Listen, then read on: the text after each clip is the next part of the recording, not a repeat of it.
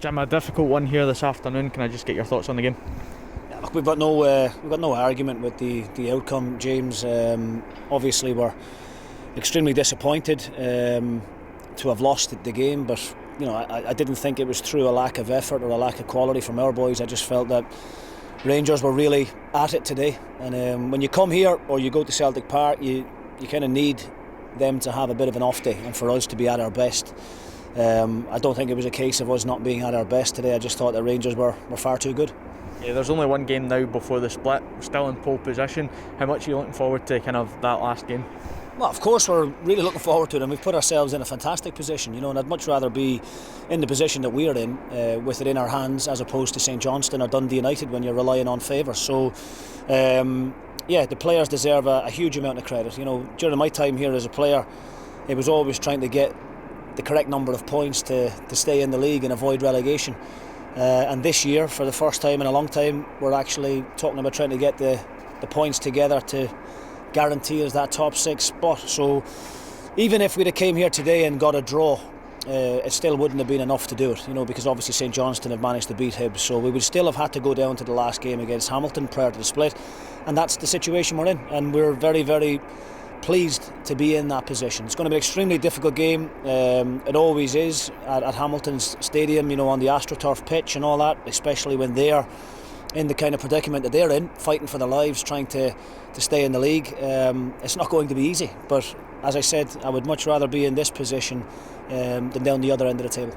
2 weeks now before that game is played. Is it nice to have a wee break until then, given the amount of football we've played over the last wee while?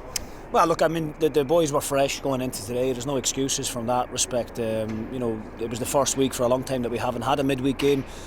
But I suppose it'll give us a little bit of time together in that build-up to the Hamilton game. I probably would prefer it was coming next week, to be honest with you. But it is what it is. It allows us to give the boys a little bit more rest. And, come that game against Hamilton, then both teams will be extremely fresh, and we'll both be looking forward to it. It's a great game to look forward to, and it's in our hands, and we couldn't ask for any more. If you'd have offered us this position away back in September when we were going through all the troubles of COVID and everything else, and all the off the field problems that we had, if you'd have told us back then that we'd be sitting on 39 points prior to the split with one game to go to get there, then I think we'd have all accepted it. How excited are you about that, heading into that last game, knowing what's at stake?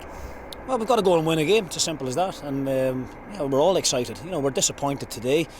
I've asked the players not to be too hard on themselves. Rangers are a top quality team. They've been the best team in the country from day one. And sometimes you can look at the negatives from our own point of view, and you can question this and that. But sometimes you just got to give credit to the opposition. And I thought Rangers were excellent today. Once they get the couple of goals, then they take their foot off the gas and they just they get the result. Obviously, right on half time, the message to the players before they go out is, can we go out and get that next goal and bring the game back to life again? If we get it back to 2-1, then you just never know. But to lose the goal inside a minute of the second half, then it really is game over.